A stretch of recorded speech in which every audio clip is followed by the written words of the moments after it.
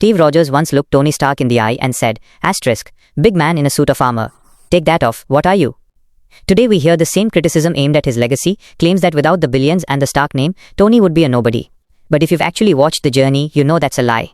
The core argument. When you strip away the wealth and take away the tech, that's when Tony Stark becomes the most dangerous man in the room. Point 1. The impossible feat. Look back at the cave. Trapped, staring at a death sentence, Tony did what the world's greatest scientists with unlimited budgets couldn't do in decades. 1. He miniaturized the arc reactor. 2. Using nothing but scrap metal and rusted parts, he built a flying weapon of war. That wasn't privilege. That was pure, unfiltered genius fueled by the will to survive. 2. The mechanic. In Iron Man 3, we saw it again.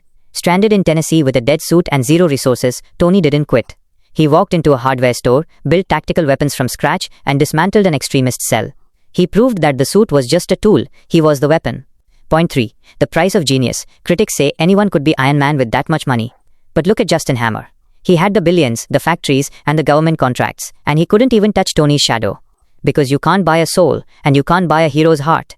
The final sacrifice. From carrying a nuke into a wormhole in New York to the final snap in Endgame, none of those moments were bought with a credit card. Tony Stark didn't build his legacy with money. He built it with intelligence to innovate, courage to stand alone, responsibility to die for a world that often doubted him. If you take away the suit and the tower, Tony Stark is still a hero. The real question remains, if you take away the tech and the legacy, what exactly does Ironheart have left?